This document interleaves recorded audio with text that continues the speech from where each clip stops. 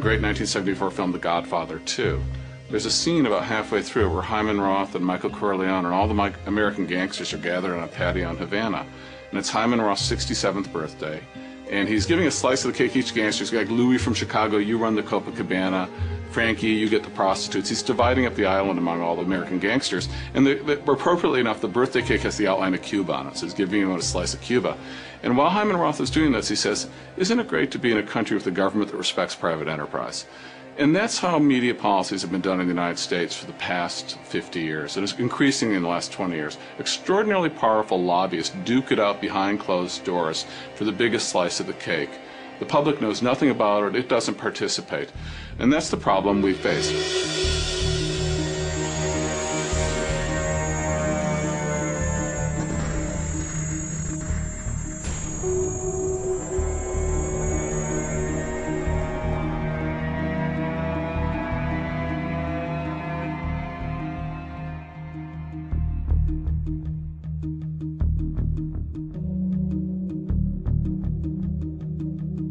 Media is the nervous system of a democracy.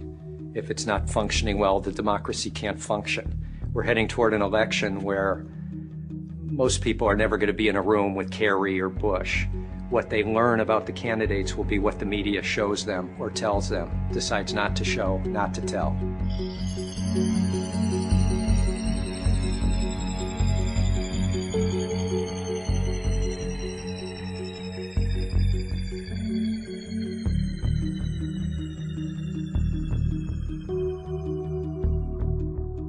People are faced with critical choices about the future of the country when they go into the voting booth. And I go in, and I have been, through the course of a campaign cycle, subject to false, distorted, caricaturing, and I may not even know where it's coming from because often there's an echo effect off places like cable and like radio, and those wrong pieces of information are repeated and repeated. By the time it reaches me, I don't even know what the source was. This is the environment we're living in, and it's fundamentally undermining democracy, which is based on knowing some good and solid information so I can make an informed choice.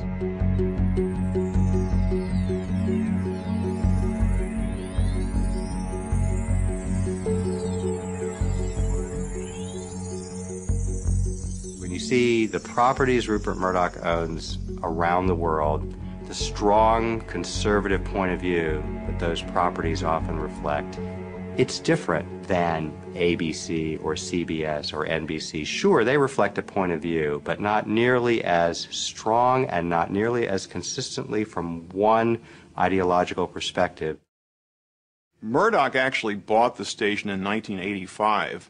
And actually left us alone for at least the first 3 years of his ownership, partly because we were so successful and prosperous that there was no reason to monkey with us. At WTTG, our success insulated us to a certain degree. And it was kind of like being in an office and seeing people come down with the flu around you. We knew the flu eventually might reach us, but we were hoping if we took enough vitamins that we'd never catch the flu. It was clear during those years that Murdoch, who had absolutely adored Ronald Reagan, adored him, had a lot of admiration for the group of Republicans that controlled Congress and certainly on Capitol Hill. We received an order from one of Murdoch's apparatchiks, if you will, that we should cut away from our newscast and start carrying a fawning tribute to Ronald Reagan that was airing at the Republican convention. We were stunned because up until that point we were allowed to do legitimate news, and suddenly we were ordered from the top to carry propaganda, carry Republican right-wing propaganda. There was a cultural underpinning to what Murdoch wanted. Race issues, AIDS.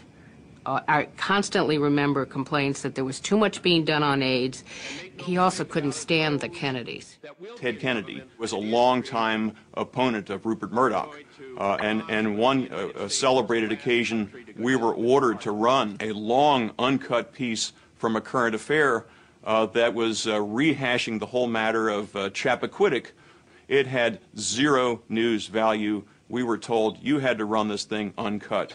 You could not even edit it down and just run a snippet of it. I think they evolved in later years especially after Roger Ailes took over and really got the Fox News Channel up and running, into a far more sophisticated kind of operation. What we saw in my era was really the birth of this sort of thing and the roots of what came later. It was quite clear when they founded the Fox network that they intended to be a conservative organization, beyond conservative, a far right-wing organization. I'd just like to say how delighted I am that we've now reached this moment when we can firmly announce the starting of a Fox News channel and a much greater effort on the build-up of Fox News in every area. We'd like to be premier journalists. We'd like to restore objectivity where we find it lacking, and certainly there could be that interpretation because of my background, but I left politics a number of years ago and have run a news organization for the last 2 years. So we just expect to do fine, balanced journalism.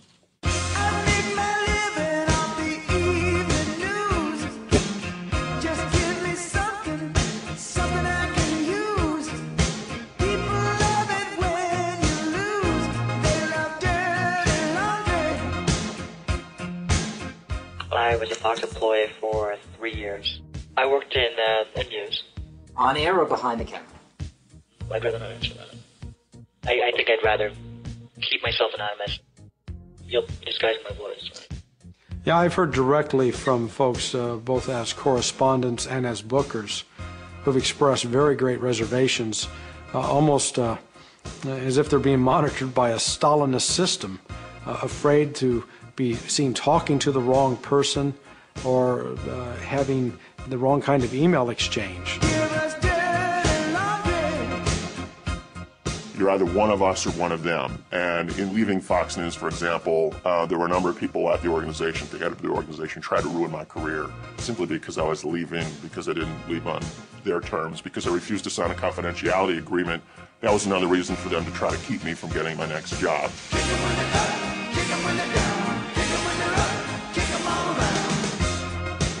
It's very much an environment of fear. It was made very clear to us that our activities were being monitored, and if someone wasn't watching it live, they were at least recording it, and they would review it after the fact to see what we did. We weren't necessarily, as it was told to us, a news-gathering organization so much as we were a proponent of a point of view. Fox has already been successful in sort of branding me as somebody who can't be trusted, and as a result, I'm already sort of on thin ice regarding my current employer.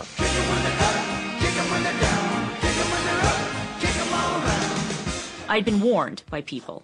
There were a number of people who pulled me inside and said, look, you know, I don't know. I mean, I know that you want to work and I know that you need a job, but you might want to think twice about taking this job because really it is a very conservative news network. Now that I've learned comedy writing at Fox News Channel, I guess I should be doing stand-up in the clubs.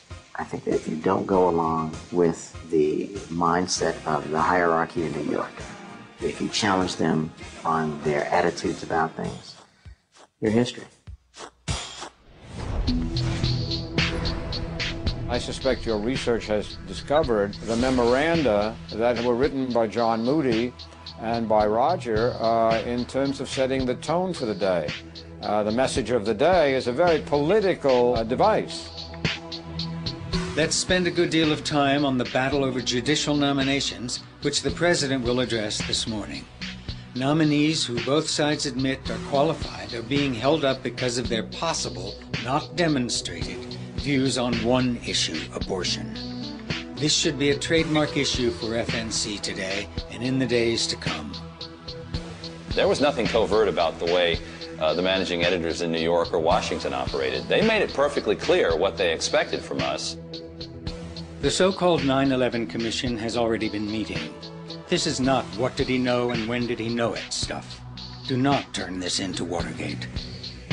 Every morning there was a detailed list of subjects to talk about, not talk about. Kerry's speech on the economy at Georgetown is likely to move onto the topic of Iraq. We should take the beginning of the Kerry speech and see if other news at the time is more compelling.